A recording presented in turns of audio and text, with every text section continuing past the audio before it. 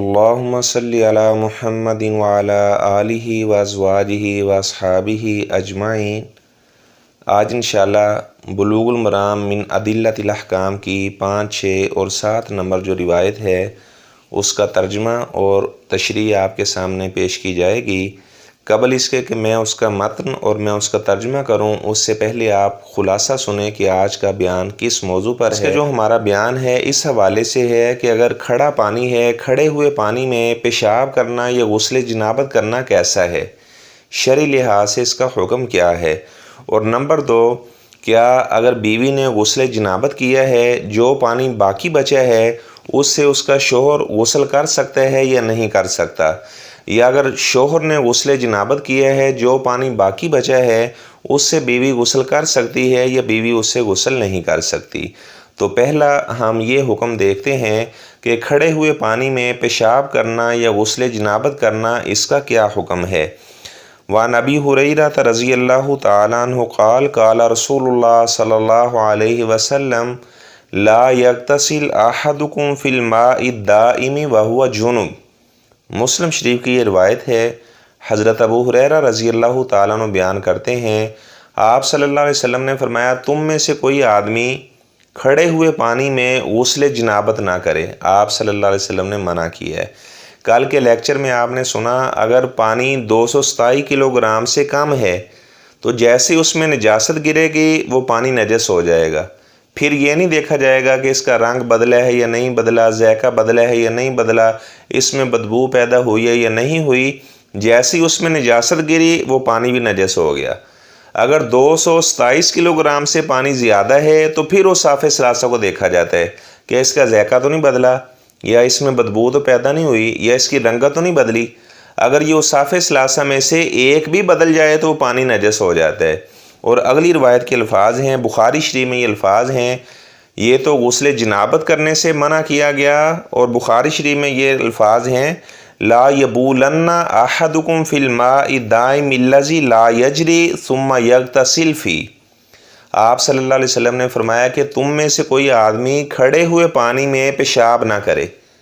آپ صلی اللہ علیہ وسلم نے منع کیا ہے۔ جس طرح کھڑے ہوئے پانی میں پیشاب کرنا منع ہے، ایسے ہی کھڑے ہوئے پانی میں غسل جنابت کرنا بھی منع ہے۔ اور مسلم شریف میں الفاظ ہیں منہ، یعنی جو کھڑا پانی ہے وہاں سے آپ علیحدہ برتن میں پانی لے لیں اور آپ اس سے غسل جنابت کر لیں، لیکن کھڑے ہوئے پانی میں نہ تو پیشاب کرنا ہے اور نہ اس میں غسل جنابت کرنا ہے۔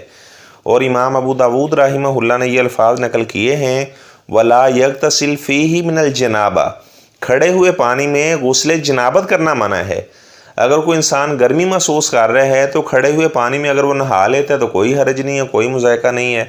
تو بہرحال ان 2 حدیثوں سے کیا پتہ چلا کہ کھڑے ہوئے پانی میں پیشاب کرنا بھی منع ہے اور اس میں غسل جنابت کرنا بھی منع ہے۔ اگر پانی جاری ہے تو پھر اس میں اگر انسان غسل کر لے تو کوئی حرج والی بات نہیں۔ انہوں نے 6 نمبر حدیث میں جو مسئلہ بیان کیا ہے اس کی میں عربی عبارت پڑھتا ہوں، اس کے بعد ترجمہ کرتا ہوں، اور اس کے بعد جو مسئلہ وہاں سے مستنبط ہو رہا ہے انشاءاللہ وہ آپ کے سامنے بیان کرتا ہوں۔ وَرَجُلٍ صَاحِبَ النَّبِيَّ صلی اللہ علیہ وسلم قال، ایک آدمی سے روایت ہے جو آپ صلی اللہ علیہ وسلم کا صحابی بنا۔ اس آدمی کا نام مینشن نہیں ہے، وہ کون سا آدمی تھا۔ اور صحابہ کے بارے میں یہ قاعدہ ہے الصحابۃ کلھم عدول، صحابہ سارے کے سارے عادل ہیں، یعنی اگر صحابی کا نام نہ بھی آئے تو اس روایت کی صحت پر کوئی اثر نہیں پڑتا۔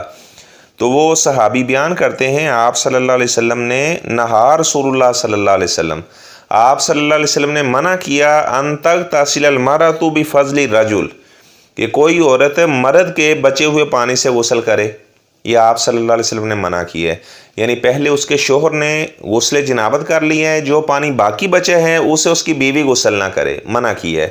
پھر آگے آپ صلی اللہ علیہ وسلم کے الفاظ ہیں اب الرجل بفضل المرأۃ، یا اس کا جو شوہر ہے وہ بیوی کے بچے ہوئے پانی سے غسل کرے، اس سے آپ صلی اللہ علیہ وسلم نے منع کیا ہے۔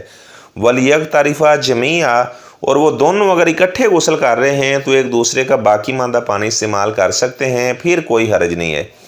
یعنی اگر علیحدہ علیحدہ انہوں نے غسل کیا ہے تو پھر ایک دوسرے کا باقی ماندہ پانی استعمال کرنا منع ہے۔ اگر وہ اکٹھے نہا رہے ہیں، اکٹھے غسل کر رہے ہیں، تب ایک دوسرے کا باقی ماندہ پانی استعمال کیا جا سکتا ہے، اس میں کوئی حرج نہیں ہے۔ آگے جو روایت ذکر کی ہے عبداللہ بن عباس رضی اللہ تعالیٰ عنہ کی، یہ مستغنی یعنی تعریف ہیں، آپ صلی اللہ علیہ وسلم نے ان کو دعا دی، اللہم فقہہ فی الدین، یا اللہ عبداللہ بن عباس کو دین میں فقاہت عطا فرما۔ عبداللہ بن عباس رضی اللہ تعالیٰ عنہ حبر الامہ، امت کے عالم انہیں کہا جاتا ہے، ترجمان القرآن کے لقب سے یہ معروف ہیں۔ عبداللہ بن عباس رضی اللہ تعالیٰ عنہ کی جو خالہ میمونہ رضی اللہ تعالیٰ عنہ تھی، وہ آپ صلی اللہ علیہ وسلم کی زوجہ تھی، کہ آپ صلی اللہ علیہ وسلم کا سب سے جو آخری نکاح ہوا وہ حضرت میمونہ رضی اللہ تعالیٰ عنہ کے ساتھ ہوا تھا۔ حضرت میمونہ رضی اللہ تعالیٰ عنہ ہیں، یہ عبداللہ بن عباس رضی اللہ تعالیٰ عنہ ان کی بھی خالہ ہیں، اور خالد بن ولید رضی اللہ تعالیٰ عنہ جو اللہ کی تلواروں میں سے ایک تلوار تھے، ان کی بھی یہ خالہ ہیں۔ تو عبداللہ بن عباس رضی اللہ تعالیٰ عنہ روایت کرتے ہیں ان النبی صلی اللہ علیہ وسلم کانا یغتسل بفضل میمونہ تھا، آپ صلی اللہ علیہ وسلم حضرت میمونہ رضی اللہ تعالیٰ عنہ کے باقی ماندہ پانی سے غسل کیا کرتے تھے۔ تو یہ مسلم شریف کی روایت۔ اب بظاہر تو ایسے محسوس ہو رہا ہے کہ پہلی روایت میں آپ صلی اللہ علیہ وسلم نے منع کیا ہے، اور دوسری روایت میں آپ صلی اللہ علیہ وسلم نے خود حضرت میمونہ رضی اللہ تعالیٰ عنہ کے باقی ماندہ پانی سے غسل کیا ہے۔ تو بات یہ ہے کہ جو نہیں ہوتی ہے، کسی کام سے منع کرنا ہوتا ہے، وہ دو طرح کا ہوتا ہے، ایک نہی تحریمی ہوتی ہے اور ایک نہی تنزیہی ہوتی ہے۔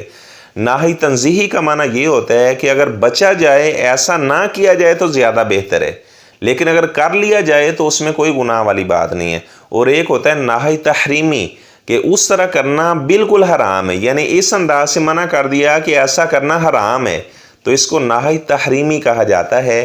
جو پہلی روایت ہے جس میں آپ صلی اللہ علیہ وسلم نے منع کیا ہے، وہ نہی تنزیہی ہے، اگر بیوی اپنے شوہر کے باقی ماندہ پانی سے غسل نہیں کرتی، یا شوہر اپنے بیوی کے باقی ماندہ پانی سے غسل نہیں کرتا تو یہ اچھا ہے، لیکن اگر وہ کر لیتے ہیں تو یہ جائز ہے، تو یہ اس کو نہی تنزیہی کہا جاتا ہے۔ جس طرح مستحب ہوتا ہے، کوئی کام مستحب ہے، کر لیں تو ثواب ہے، نہ کریں تو گناہ نہیں ہے، تو یہی حکم نہی تنزیہی کا ہو۔ اور آگے حافظ ابن حجر عسقلانی رحمہ اللہ نے اصحاب سنن کے الفاظ درج کیے ہیں۔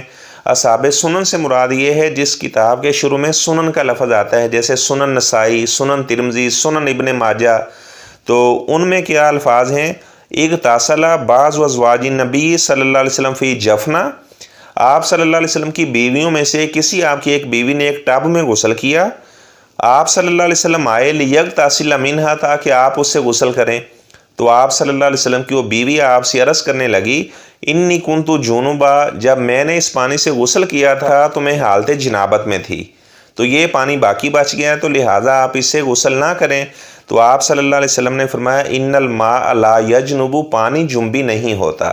یعنی کیا مطلب ہے کہ اگر کوئی آدمی اپنے بیوی کے باقی ماندہ پانی سے غسل کر لیتا ہے تو جائز ہے، لیکن اگر وہ نہیں کرتا تو یہ زیادہ افضل اور بہتر ہے۔ اصل میں یہ منع کیوں کیا گیا ہے؟ تاکہ انسان شک شبے سے بچا رہے۔ اگر کوئی آدمی اپنے بیوی کے باقی ماندہ پانی سے غسل کر لے گا، بعد میں ذہن میں شک آئے کہ اس میں کہیں نجاست نہ گری ہو، پانی نجس نہ ہو، اس پانی میں کوئی نجس چیز نہ گری ہو، ایسے شک شبے سے بچنے کے لیے یہ منع کیا گیا ہے۔ یعنی اگر آدمی کو پتہ ہے کہ میری بیوی پڑھی لکھی ہے، سمجھدار ہے، اس نے بڑے احتیاط سے غسل کیا ہوگا، اس پانی میں اس طرح کوئی نجاست وغیرہ نہیں گری ہوگا، اب اگر وہ اس پانی سے غسل کر لیتا ہے تو کوئی حرج نہیں۔ لیکن اگر وہ شک شبے میں مبتلا ہو کہ شاید یہ پانی نجس نہ ہو، میں نے اس سے غسل کر لیا ہے، پتہ نہیں میرا غسل ہوا ہے یا نہیں ہوا، تو اس شک سے بچنے کے لیے آپ صلی اللہ علیہ وسلم نے منع کیا ہے۔